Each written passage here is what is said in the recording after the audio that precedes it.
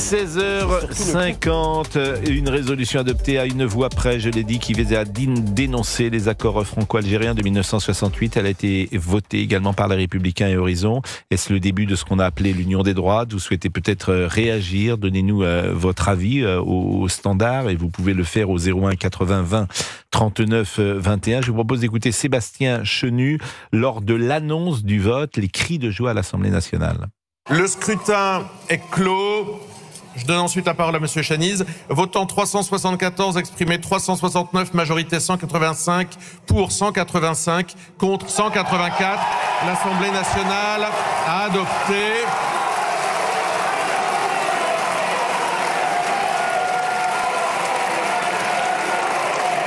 Collègues,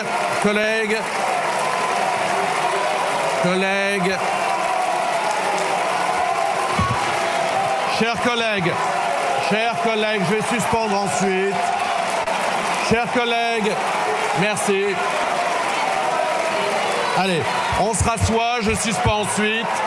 Je vous demande de vous rasseoir.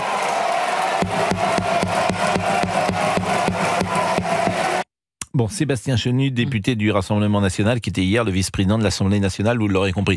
Ce n'est évidemment pas l'union des droites, mais ça y ressemble un petit peu.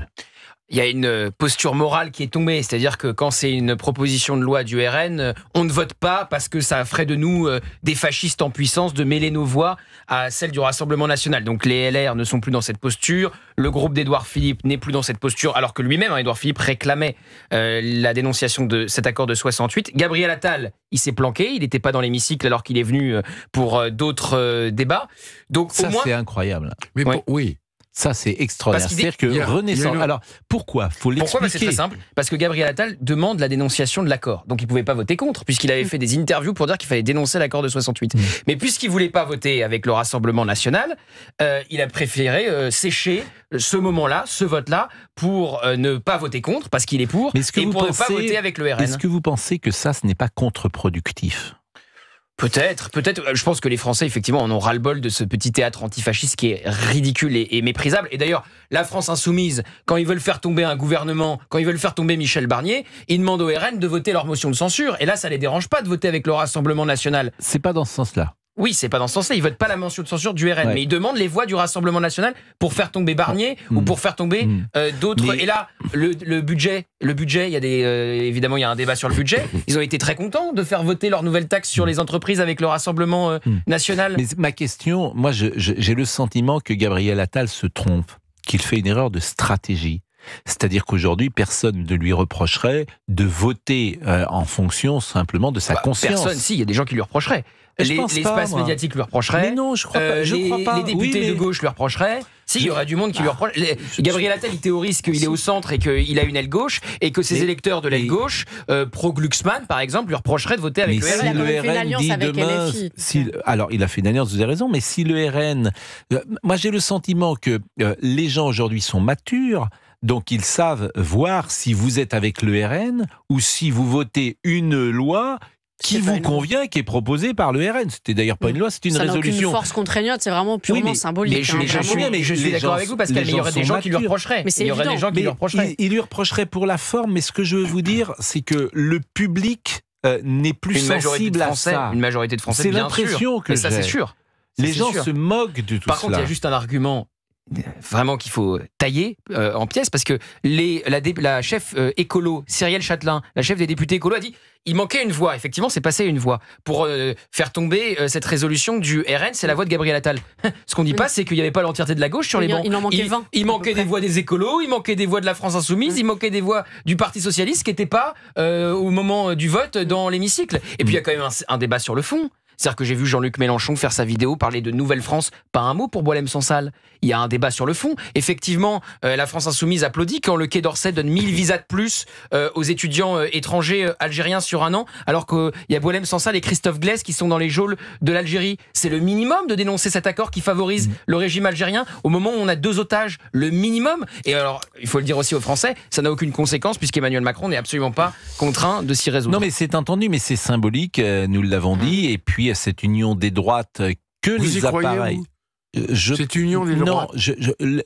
Comment Il y a dire, une posture morale le qui est tombée. scénario Mais que non, c'était une j'imagine, résolution symbolique. le y a rien qui est scénario que tombé. j'imagine est celui-là, c'est-à-dire que les forces de droite ne seront pas ensemble, mais si par exemple demain Marine Le Pen était élue, ou même si elle avait une majorité relative à l'Assemblée nationale, j'imagine sur certains textes un accord possible sur des sujets de sécurité, d'immigration ou d'économie, là où il y a des passerelles, pour une raison simple, c'est que les électeurs sur le terrain le demandent. Ah oui.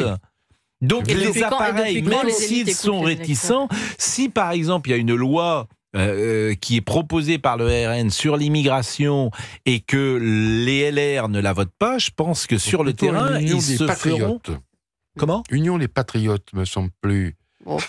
Non. Ouais. Non mais tout Non. le monde est patriote. Bah Vous non, connaissez pas des tout gens le qui monde sont est pas pas- non. patriotes, Non. vous Non, moi je Ah le bon suis. Mais tout le Mais- monde est patriote, vous tout le pensez, monde, vous tout le monde se déclare patriote. C'est de la même manière que tout le monde se déclare, comment dire, personne ne dit qu'il est raciste. C'est pareil.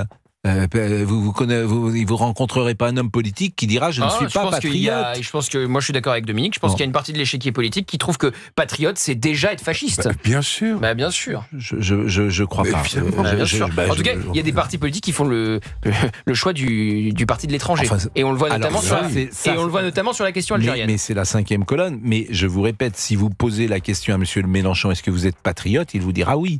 Si vous posez la question à M. Yann Brossa, est-ce qu'il est patriote, il vous dira oui. Je pense. Quelle question posée à Daniel Obono? Elle refusait de dire vive la France? Quelle question on lui posait chez les GG? Il est 16h57. Les GG, c'est une émission concurrente, vous faites bien de la citer. Il est 15h. Mais c'est une émission qu'on apprécie. Elle n'est pas sur notre créneau horaire. Retour en fanfare. Et on salue votre élégance morale. Cher. Séquence. Mais il n'y a pas de souci. Et puis Ou elle refusait de dire vive la France. On les aime bien, on aime tout le monde. Nous, 16h57, la pause, et nous parlerons ensuite d'un sujet... Chat.